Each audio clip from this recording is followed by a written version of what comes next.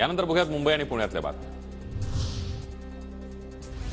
मुंबईच्या मध्य रेल्वेकडून विनापरवाना फेरीवाल्यांवर कारवाई। रेल्वे परिसरामध्ये अतिक्रमण करणाऱ्या विनापरवाना फेरीवाल्यांविरोधात रेल्वे प्रशासन ॲक्शन मोडवर। स्वामित्व हक्क असलेली गाणी वाजवण्यास मनाई। उच्च न्यायालयाचा फोनोग्राफिक परफॉर्मन्स लिमिटेडला अंतरिम दिलासा। 400हून अधिक गाणी वाजवण्यास मज्जाव।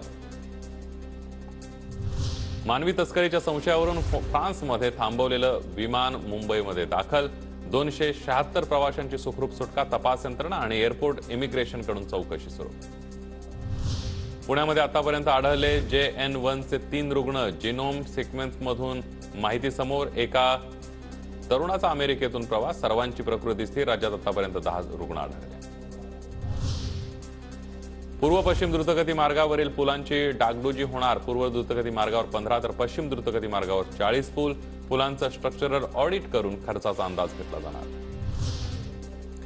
गुजराती चित्रपटामध्ये दिग्दर्शक असल्याची बतावणी करून अल्पवयीन मुलीवर लैंगिक अत्याचाराची घटना। चित्रपटात काम देण्याच्या नावाखाली अत्याचार करणाऱ्याला अटक। मुंबईच्या DN नगर पोलीस ठाण्यामध्ये गुन्हा दाखल।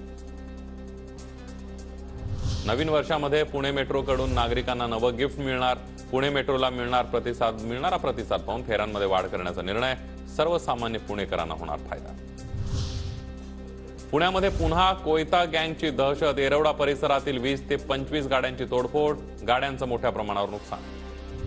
पिंपरी चिंचवडमध्ये आकुर्डीतील स्पा सेंटरवर छापा। 2 पीडितांची सुटका। स्पा सेंटरच्या नावाखाली वेश्या व्यवसाय करणाऱ्या तिघांवर गुन्हा दाखल।